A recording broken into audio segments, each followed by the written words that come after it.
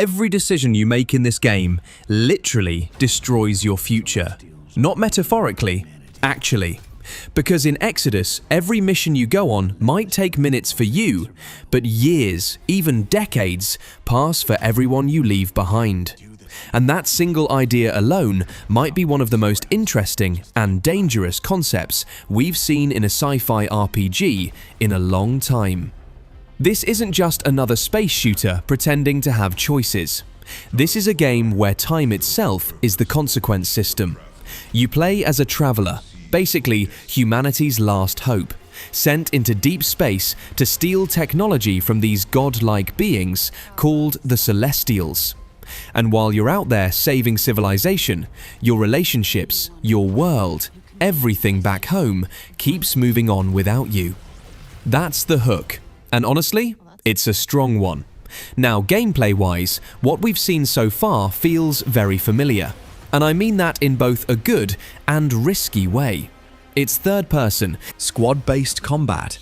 You're fighting alongside companions, using abilities, positioning, cover, very reminiscent of Mass Effect.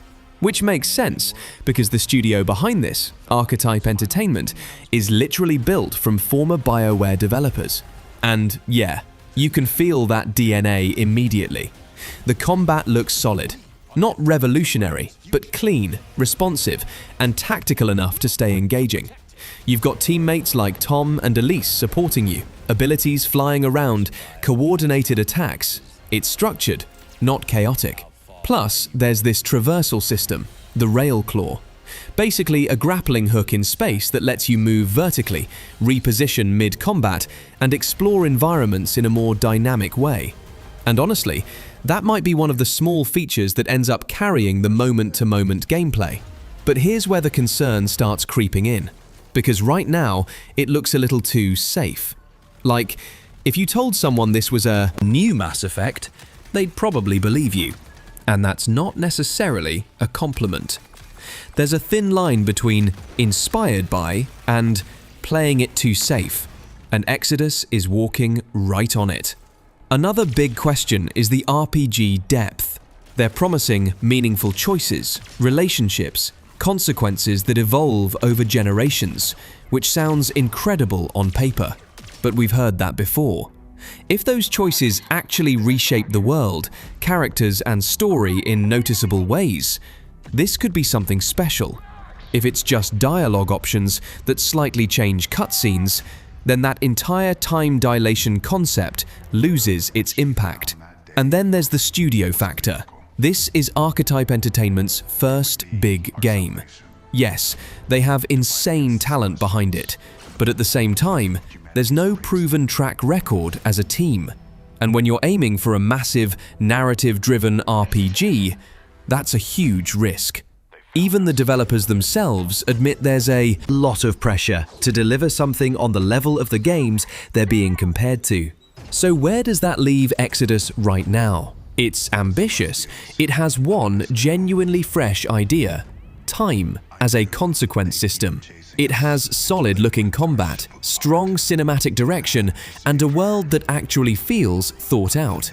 But at the same time, it hasn't proven yet that it can go beyond its inspirations. It hasn't shown enough depth in gameplay systems, and it hasn't answered the biggest question: will your choices actually matter, or just feel like they do?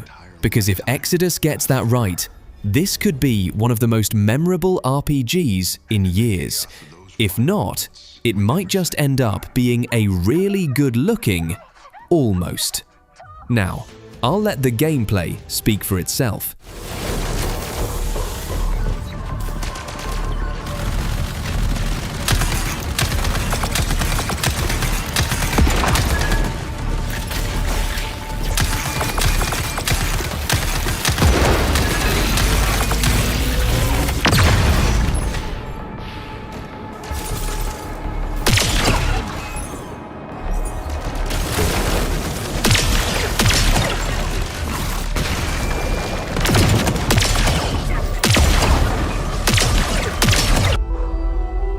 Preparing to transfer now. This is your last chance to bail, June. Do it.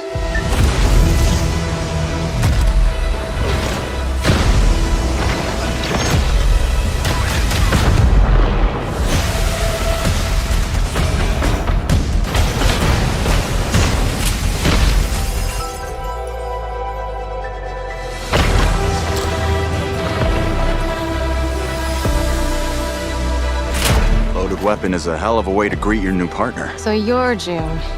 We're burning time. And now that we're all best of friends, let's make each other rich. I'm not just here to look pretty. I've got away with celestial tech.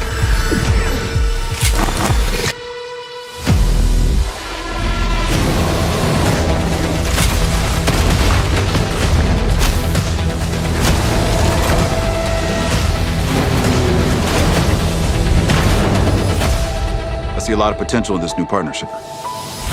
Let me light the way for you. Target acquired. Many thanks again for your help. You should have been honest. This place is forbidden. The price is death. That's what it means to be a traveler.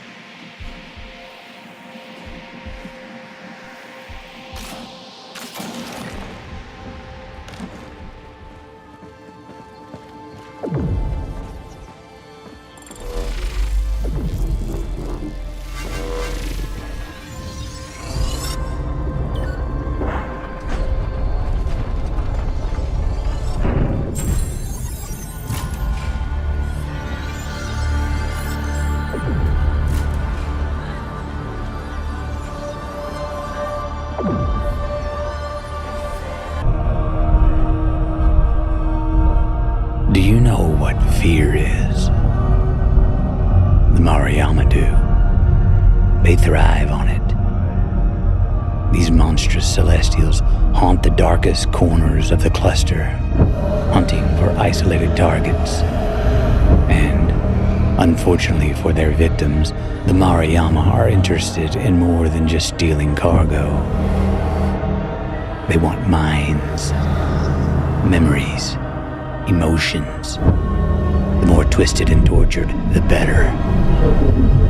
Captured prey will be subjected to intense psychological torment before being neurologically drained. Those rare few who the Mariyama allowed to survive and escape often never return to space, for they know too well the terror that lurks out there in the dark.